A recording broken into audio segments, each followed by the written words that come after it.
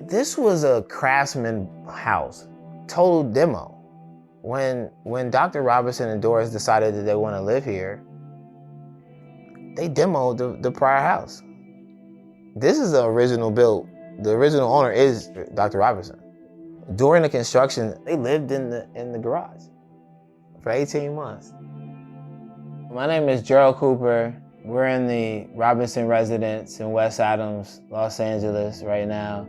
This home was built in 1954 by Dr. John Robinson and his wife Doris.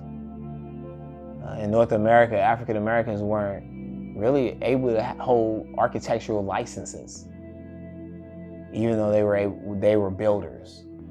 A lot of Black architects just use abbreviations for their names when registering that they worked on the building as contractors as well. But I definitely can see the design intention in Dr. Robinson and Doris. Doris Robinson was one of the 50s and 60s television, like I could only say like Martha Stewart, you know, like, or Oprah of her like decade maybe, where she worked in this kitchen on television. In starting Hood Mid-Century Modern, I started it off of knowing a little bit about vernacular architecture in the sense of what a modernist framework looked like on a building, international style. I could kind of sort of understand that. I don't know where I picked it up. And starting this account, I never would thought that people would hit me up that also saw these things or even had architecture design, homes designed by an African-American architect or with the design intent from an African-American homeowner.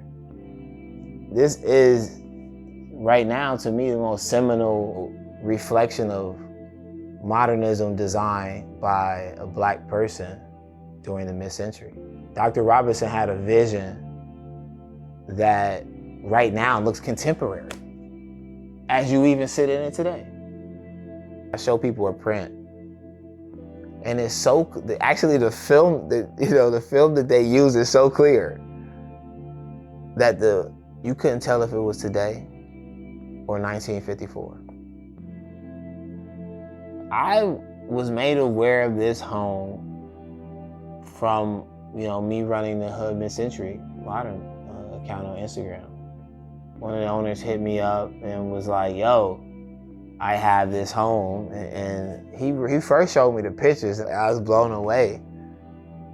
I built a relationship with the owners in a way of stewardship and being able to share this home and this design and intention with thousands of people through my Instagram account and introducing people to the Robinson residence, right? That's what I was able to do, and it shocked me because, this was one of the first times on my account where I was able to do that. And for them to invite me to stay here when I travel into Los Angeles, I just feel like it's dope. And they let us do a open house here to open a home to the community. In March of 2024, we did LA's first Black modernist open house, with Dr. Robinson having demolished his Craftsman home to build his specific modernist home in West Adams, Los Angeles. That made this home a Black modernist home. And I thought it would be cool to do a tour, and so I asked Marc and them, and they were down with it. And we had 5 tours on a Saturday or Sunday in March, and people were blown away. It was the first time that the public was in and people were blown away. So once the study and the vigor of these designers starts to get recognized, this will be a big deal. This guy who was a visionary of design, when you look at this contemporary design, it looks like it's new. It looks like it could be now. And he was a doctor, you know what I mean? During the mid-century era, there's been Black designers, African-American designers, and Black African diaspora designers that have made pop culture design, whether it be graphic or physical, industrial, It's just been designers that have not been properly researched. And we want to shine a light on that. We want to shake that up. I feel like Getty and the National Trust partnership around Black modernism is a reflection of some of the work that we've been doing. And the more keen eye on the design of African Americans and the craftsmanship, the arts and crafts era, if you really think about it, the people who were building just during that era, like some of the Central and South Americans have been building during this era, the homes of the stock of America have been African Americans. It's because of the labor force. They were brought there to do that. What we're working on achieving is being able to identify these things that we want to preserve in our communities that may be of specific design or specific cultural intention of us.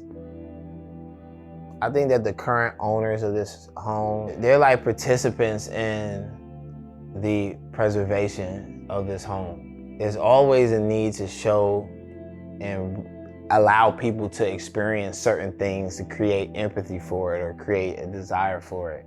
And for them to be so gracious with just opening the home to people to see that, at their pace is just so amazing. The owner's dedication to the restoration of this home is very special. In 1981, I think, so this home was just totally different. Marc and Catherine looked at these photos and put this home back together in its original intention that we see now. And I think that they're gonna be honored and recognized later because of the influence that this house is gonna have in the Black modernist canon that's being recognized right now. It's been amazing being able to show my friends and family this space, and now also to be able to stay and live and feel at home in this space. And in this neighborhood, West Adams, which is an historically Black neighborhood in South Central LA, South LA, or whatever everybody want to call it. This home is very unique. It's one of the only modern homes that exist. Literally. There's as y'all know, a Soriano up the street. And the rest of them are Craftsman, which are also very beautiful.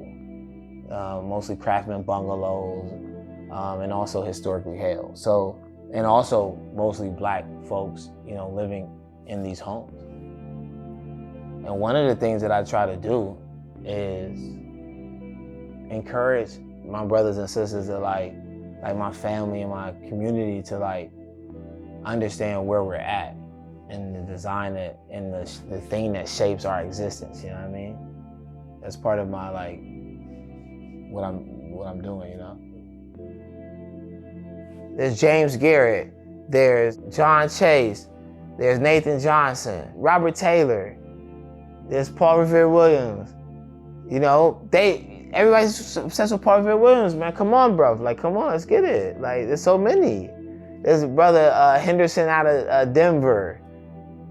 There's just so many African American designers, and sometimes they were relegated to WPA stuff, but yeah, I mean, they still were designing amazing pieces.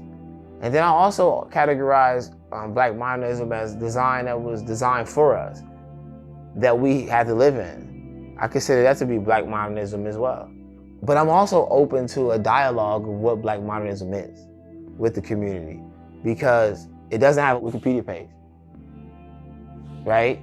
I want the community to say, what is Black modernism? But we gotta define it. We can't let these go undefined. And I feel like part of my open house and a lot of my intention, passionately but casually, is to create an intention to these spaces so they can continue to be recognized and researched and then preserved. That's cold, bro. I'm cold with it, bro. Hey, come on, man. That was good. What are y'all talking about? What are y'all talking about? It's a wrap. What are y'all talking about? We in LA, we in LA.